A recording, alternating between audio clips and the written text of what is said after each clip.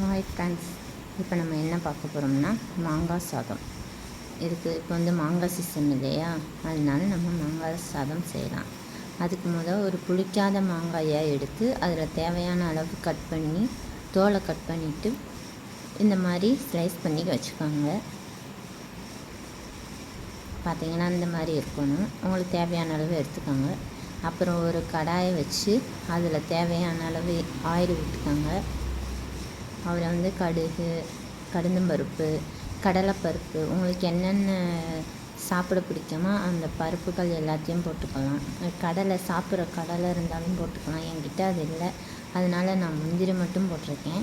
குழம்பு கடலைப்பருப்பு, முந்திரியும் போட்டிருக்கேன். உங்களுக்கு சாப்பிட்ற கடலைப்பருப்பு வறுத்தது பிடிக்கும்னா போட்டுக்கலாம். இன்னும் அந்த மாதிரி இருக்கவங்கள அதெல்லாம் போட்டுக்கலாம். அதோடு சேர்த்து உப்பு, கொஞ்சம் பெருங்காயத்தூள் போட்டு அப்புறம் நம்ம துருவி வச்ச மாங்காயும் போட்டு நல்லா வதக்கி விட்டுக்கலாம். லைட்டாக மஞ்சள் பொடி போட்டுக்கலாம். இப்போ வதங்கிடுச்சு. இப்போ நம்ம வடித்து வச்சுருக்கோம் இல்லையா சாதம், அதை எடுத்து நம்மளுக்கு தேவையான அளவு போட்டுக்கலாம். நம்ம சாதத்தில் உப்பு போட்டிருக்கோம், அதனால இந்த மாங்காவுக்கு மட்டும் எவ்வளோ உப்பு தேவையோ அதை போட்டுக்கலாம். இப்போ பார்த்தீங்கன்னா தெரியும்.